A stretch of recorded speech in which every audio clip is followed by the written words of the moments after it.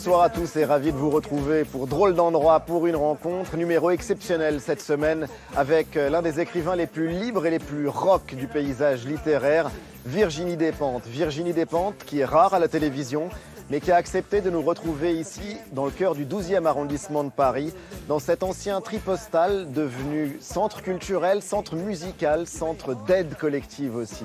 Un lieu qui correspond parfaitement et au décor et aux enjeux du troisième volet de son grand roman Vernon Subutex, qui est l'événement littéraire de ce mois de juin.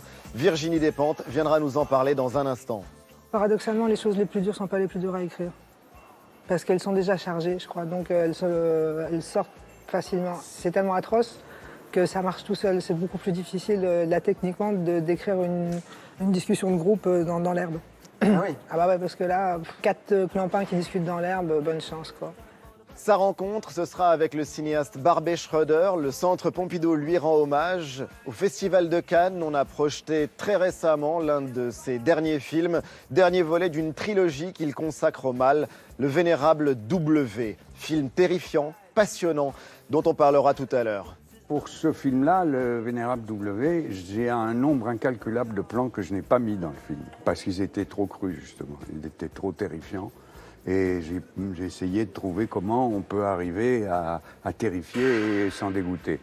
Mais d'abord, et comme chaque semaine, vous connaissez la tradition, qui êtes-vous, Virginie Despentes? La réponse, elle est signée en images par Bruno Donnet.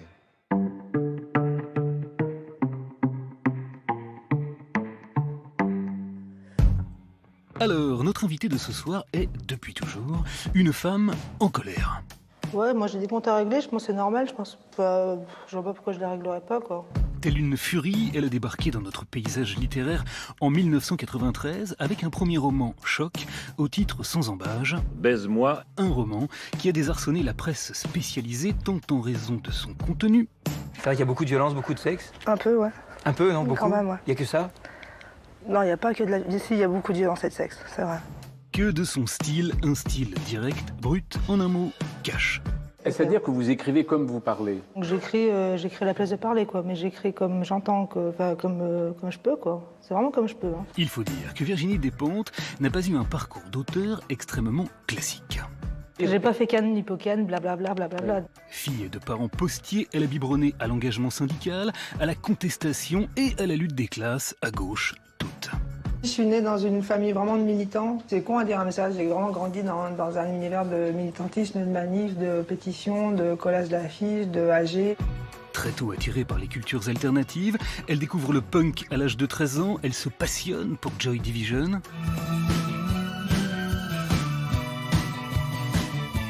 Avant d'être internée à 15 ans, 2 mois durant, dans un hôpital psychiatrique. J'étais une adolescente un peu perturbée, mais assez contente de moi. J'étais assez contente de moi, mais quand même perturbante. À 17 ans, déscolarisée et loin de ses parents, elle décide de suivre partout où ils se produisent les Berruriers Noirs. Salut à toi le Vietnamien, salut à toi le Cambodgien, salut à toi le Japonais, salut à toi le Thaïlandais. Seulement voilà, au retour d'un concert des Berus et alors qu'elle fait du stop, elle est victime d'un viol dont elle mettra longtemps, très longtemps, à parler. C'est difficile de s'avancer et de dire j'ai été violée. Enfin moi ça me semble difficile. Placée dans un foyer, elle fugue, elle fait la manche, elle vole, avant de se retrouver employée au rayon photo d'un supermarché auquel elle va très vite préférer un autre type d'activité. Ce qu'on me demandait de faire en prostitution était quand même moins contraignant et chiant que ce qu'on me demandait de faire en supermarché. À cette époque, le Minitel est rose, la vie un peu moins, mais Virginie Despentes jure qu'elle y trouve son compte. L'attitude des clients, c'est pas la même quand ils viennent chercher leurs photos que quand ils viennent se faire sucer la vie. Pas la même du tout, ils sont beaucoup plus sympas dans la deuxième situation. Passe la période de prostitution, elle se met à écrire des chroniques de vidéos porno pour un journal de routier. J'ai été très familière et consommatrice donc de films porno longtemps. Puis à écrire tout court. Un premier roman, Baise-moi donc, dont elle révélera les coulisses de la fabrication de manière on ne peut plus prosaïque. Un jour on s'assoit, puis on écrit jusqu'au mot fin, puis voilà, c'est fini, quoi. Voilà, adepte de la simplicité et de la crudité, elle décide d'adapter son roman au cinéma. Les scènes y sont comme elle, brutes, sans filtre, et son film se retrouve classé X. Tu peux pas faire la différence entre Besoin et un film de cul de base, faut quand même être un peu con. En 24 ans, Virginie Despentes a écrit 10 romans, 5 nouvelles et 2 essais. Elle dérange aujourd'hui autant qu'elle fascine un milieu littéraire dans lequel elle s'est imposée comme l'une des voix majeures du féminisme. J'écris de chez les moches. Pour les moches, les vieilles, les camionneuses, les frigides, les mal baisés, les imbaisables, les hystériques, les tarés. En colère contre la domination masculine, elle a changé d'orientation sexuelle et l'a dit publiquement. Lesbienne, ça me rend séduisante d'être Virginie Despentes. Que hétéro, ça me rend super chelou. Ulcérée par les préjugés et par les inégalités sociales, elle a résumé, entre autres, dans King Kong Theory, les rapports dominant-dominés très efficacement. Je t'encule ou tu m'encules? Enfin, et parce qu'elle est aussi très énervée par les consensus et les bien-pensants, elle n'hésite pas à défendre des points de vue extrêmement marginaux. Je vois pas pourquoi la pornographie serait une atteinte à la dignité des femmes en soi. C'est pareil pour la prostitution, ouais, c'est un travail, oui, c'est une façon de gagner de l'argent. Membre de la très comme il faut Académie Goncourt depuis un an, on a craint un temps qu'elle ne se soit embourgeoisée. Non, moi non. Il n'en est rien en effet, car le 3e et dernier tome du bien nommé Vernon Subutex tout juste achevé, elle caresse désormais un fantasme qui prouve assez clairement le contraire. Moi, mon rêve quand je serai vieille, c'est de me mettre à l'héroïne. Eh oui, Virginie Despentes, No Future, Forever. Exactement. Excusez-nous beaucoup. Bonjour Virginie. Bonjour. Et bienvenue. Merci. Drôle d'endroit pour une rencontre. C'est derrière la gare de Lyon à Paris. Ce qui est assez formidable, c'est que c'est un endroit qui a été une friche pendant très longtemps et qui est en train d'être récupéré. Ça va s'appeler les Grands Vergers pour devenir un lieu de vie, un lieu de culture, un lieu collaboratif. Ok. Et puis, il y a pas mal de choses qui font écho et à votre œuvre et à votre vie. Ici, il y a des sacs postaux.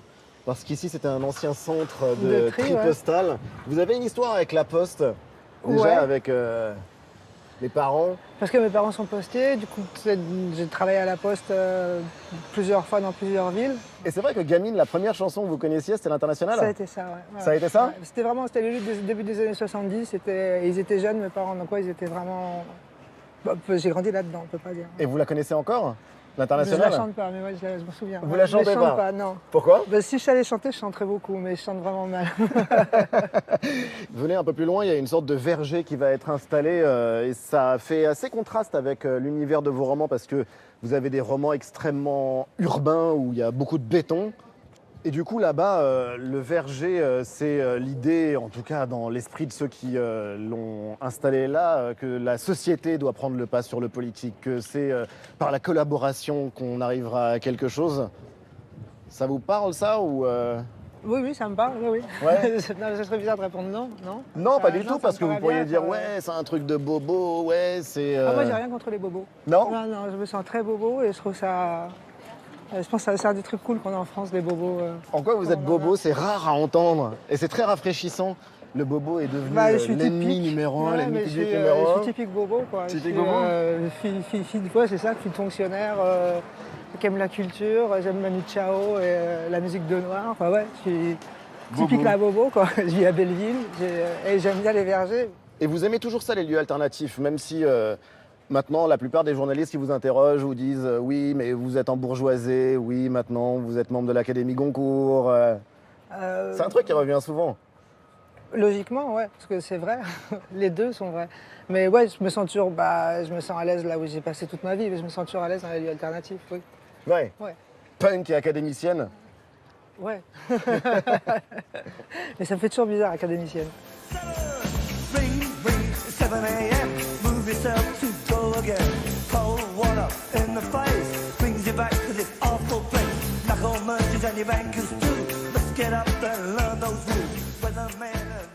Voilà, dans cet ancien centre de tri postal, il va y avoir une salle de spectacle, il va y avoir des bars un peu partout. Venez voir, il y en a un qui est assez marrant et qui est en train d'être construit. On reconstitue un endroit un peu abandonné. Ça pourrait être quasiment un décor de Vernon Subutex, la série sur laquelle vous bossez, on va en reparler. Pas exactement, mais un peu.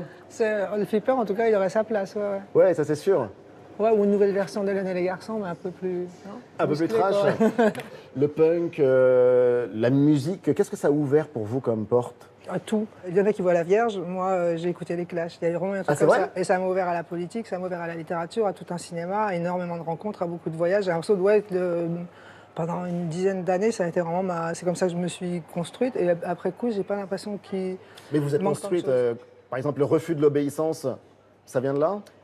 Ça aide pas le punk. C'est pas une école d'autorité, c'est pas... ça c'est sûr. C'est pas canipocane, quoi, au niveau de la discipline. Le rapport à la sincérité aussi? Je crois.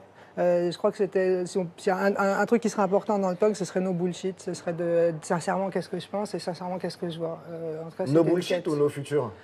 Nos futurs, c'était plus connu, mais si on réfléchit à ce que c'est de développer dans cette culture-là, ouais, il y avait quelque chose de non bullshit. Et si je le pense, je vais le dire parce que, ouais, moi, c'est un des trucs qui m'ont remarqué, je pense, de cette culture. Et quand on vous dit le punk est mort quelque part en 1979 avec l'industrie de la musique, il l'a récupéré avec le fric, avec le showbiz, l'argent qui coule à flot, pas autant que pour d'autres registres musicaux, mais quand même.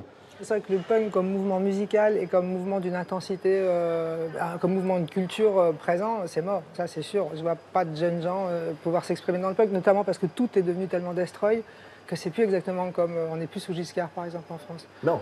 Donc maintenant, la société est tellement punk que le punk, je sais pas, on peut plus avoir exactement la même perspective. Mais je pense que ça a été un mouvement culturel comme le surréalisme vraiment important et vraiment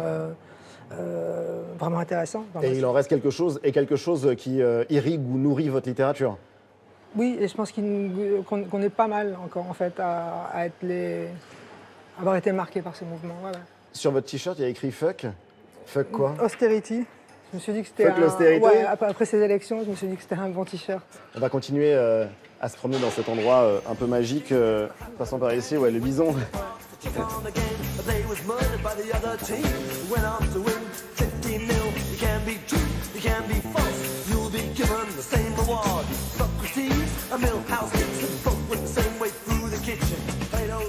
Il y a des trucs extrêmement étranges dans ce grand hangar, et notamment des sortes de vestiges des années 90. Ça raconte vraiment un monde disparu pour le coup, ces fauteuils-là. Du TGV. Ouais.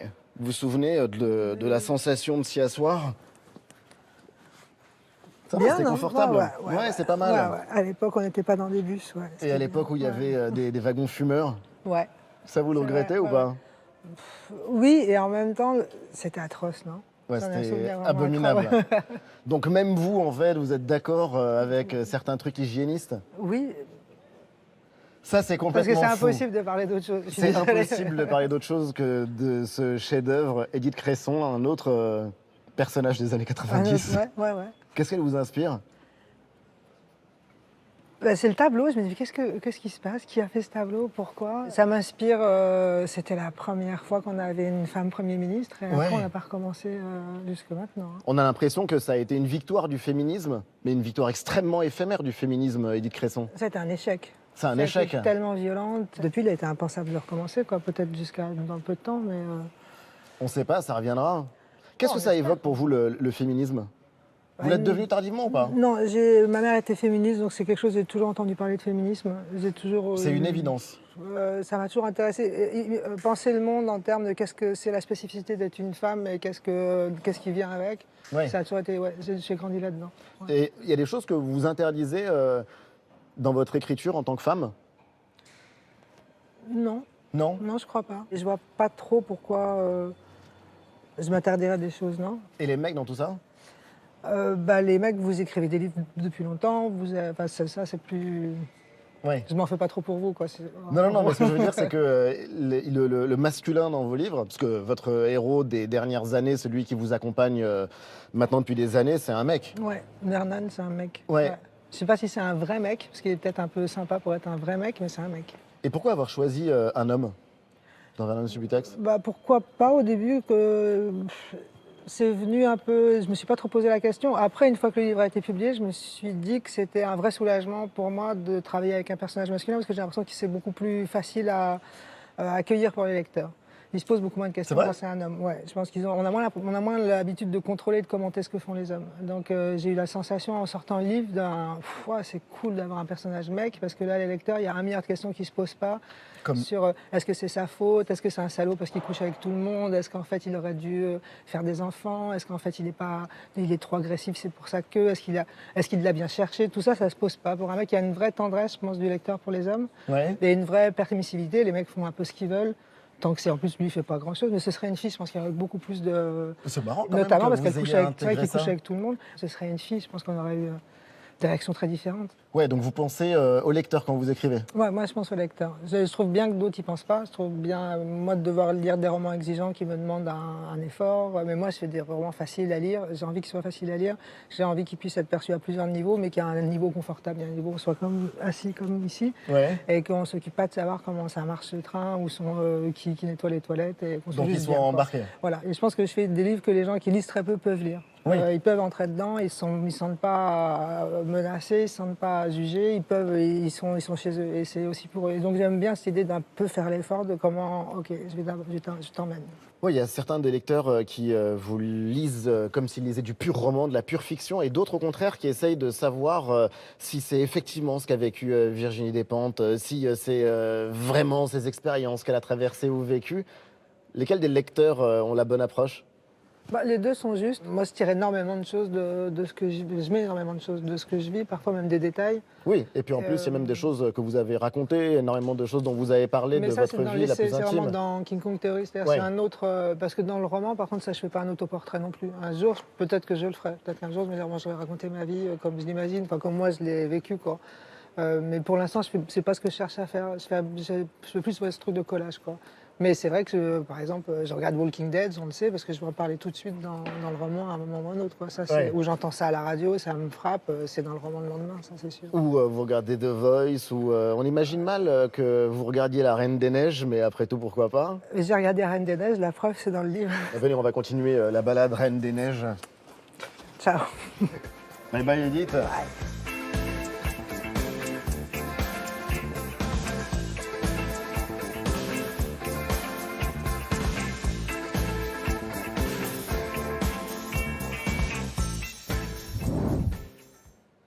Drôle d'endroit pour une rencontre continue avec Virginie Despentes qui publie le tome 3 de Vernon Subutex.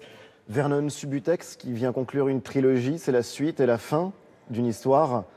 Ça fait 25 ans que sortait Baise-moi. Waouh, ouais. 25 ans. Ouais. Non mais il y a eu beaucoup de choses depuis. Ouais. Et vous, l'écrivain a changé, a été métamorphosé pendant ces 25 ans? L'écrivain, ouais, j'imagine que de Baise-moi à Vernon Subutex, il y a un changement, il y a une évolution, quoi. Ouais, et que j'ai pas l'impression d'avoir écrit plusieurs fois le même livre. Et moi, comme personne, beaucoup aussi. Et, ouais. Vous avez vu le temps passer? Non. Non. Quand j'étais jeune, t'entends toujours les vieux le dire, ça passe vite, et après t'es vieux, tu sais que c'est vrai, quoi. Ça passe, c'est vraiment... c'est une blague. Le premier volet de Vernon Subutex, il est né le 7 janvier 2015. En tout cas, il est sorti en librairie ce jour-là, le jour des attentats de Charlie Hebdo. C'est un acte de naissance qui est signifiant. C'est marquant, quoi. C'est marquant de toute façon comme date. Je crois que ce genre d'événement, c'est tout ce qu'on était dans notre vie à ce moment-là, quoi. Et c'est vrai que de sortir un livre ce jour-là, ouais, c'est marquant. Et quand je relisais le 3, je me dis de ce 7 janvier-là à aujourd'hui, c'est inouï tout ce qui s'est passé au niveau français, mais aussi au niveau international. Oui, on va y venir. Pas, vous vous souvenez de ce 7 janvier 2015? Vous savez ce que vous faisiez? Comme tout le monde, ouais, je m'en souviens. Moi, j'ai acheté des galettes et j'étais dans le Monoprix quand j'ai commencé à recevoir les textos que je comprenais pas trop sur Charlie Hebdo. Et après, je suis rentrée et là, j'ai compris. C'est vrai que comme ça, c'est le premier événement que j'ai vécu sur Facebook toute la journée. Sur Facebook toute la journée? J'ai passé la journée sur Facebook et en communiquant avec plein de gens, des fois des gens à qui t'as pas parlé depuis super longtemps dans ce genre de situation. Parce que c'est assez frappant dans le 3e tome de Vernon Subutex, la présence, là pour le coup, des attentats d'Orlando en Floride. Il y a cette dimension qui est complètement intégrée maintenant au livre. J'ai l'impression que dans nos vies, on a intégré quelque chose comme ça. Je ne dois pas être la seule personne où par moment, justement, tu vas sur Internet dans la matinée et tu te dis, ah, c'est cool, il ne se passe rien. Parce qu'on a très vite intégré, je crois, l'idée qu'il y a certains jours, il se passe quelque chose. On sait que ça peut arriver de n'importe où, n'importe quoi. C'est l'idée du terrorisme, hein, je crois. C'est le principe même. C'est le principe, ouais. Mais je veux dire, ça vous a pas seulement marqué? Enfin, je veux dire, c'est pas anodin d'écrire ces pages-là? Non, parce que paradoxalement, les choses les plus dures ne sont pas les plus dures à écrire. Parce qu'elles sont déjà chargées, je crois. Donc elles sortent facilement. Après, même quand on écrit le viol, même quand on écrit... Le viol, c'est pas agréable, mais l'impact est tellement fort que c'est pas des pages difficiles à écrire. Parce que c'est déjà tellement, quelque part, c'est un premier jet presque, parce que c'est tellement atroce que ça marche tout seul. C'est beaucoup plus difficile, là, techniquement, d'écrire une discussion de groupe dans l'herbe. Ah oui. Ah bah ouais, parce que là, 4 clampins qui discutent dans l'herbe, bonne chance, quoi. Là, c'est le vrai boulot de l'écrivain qui doit... C'est très difficile, quelque chose d'un peu anodin, c'est beaucoup plus difficile à rendre. Et ces attentats, ça a changé parce que vous racontez la désagrégation d'un monde. Vous racontez un monde qui s'effrite ou s'effiloche. On ne voit pas trahir très bien où il va, le monde dans lequel on est. Non. Et pourtant, on danse. Et pourtant, on danse, ouais. Et c'est la fin du tome 2 de Vernon Subutex. Et on danse de nouveau dans le tome 3, des danses qui deviennent des transes. Ouais. Mais qu'est-ce qui s'y exprime dans la danse pour vous?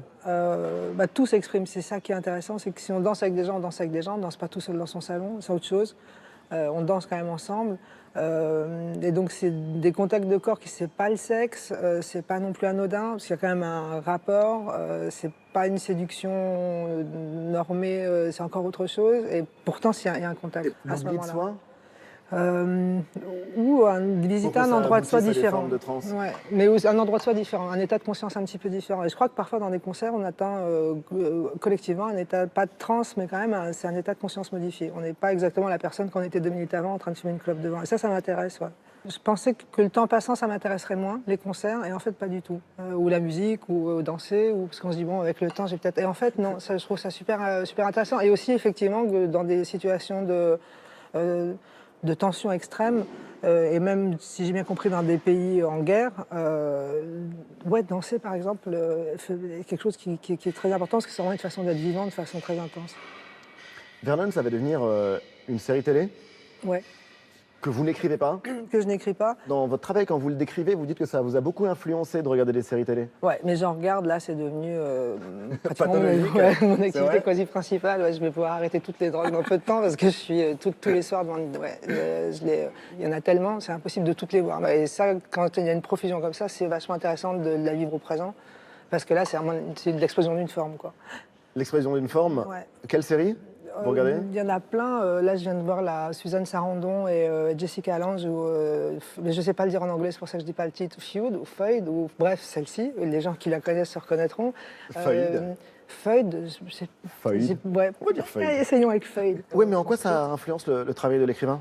S'immerger dans un monde et pouvoir rester dedans plusieurs semaines tout en étant 2-3 heures tous les jours devant. Et c'est une hypnose et en même temps, ça permet des développements de personnages et d'intrigues qu'on ne connaissait pas au cinéma. Et une familiarité, une impression de vivre une vie parallèle avec, selon ce sur quoi on se branche. Et tout ça, ouais, ça m'intéresse beaucoup. Et je pense je pense que les écrivains qui écoutaient au moment du théâtre n'ont pas les mêmes techniques que les gens au moment du cinéma, qui n'ont pas les mêmes techniques au moment de la télé, qui n'ont pas les mêmes techniques que nous aujourd'hui, jeux vidéo et séries. Je pense que ça change notre façon d'écrire. Ça va changer, enfin, en tout cas, vous en êtes l'une des plus belles expressions. Ça ne change pas la façon d'écrire de tout le monde, mais la vôtre, oui, la mienne, ça en va traverser. particulier. Mais je pense que les auteurs qui sont jeunes aujourd'hui n'écriront pas de la même façon que ceux qui ont écrit avant Internet. Ça te traverse quand même, ça change. Et pourtant, vous parlez de choses qui touchent les lecteurs, ou en tout cas qui touchent les lecteurs qui, comme vous, ont la même culture, qui ont grandi avec vous dans la même époque. La mort de Bowie, par exemple, Ouais.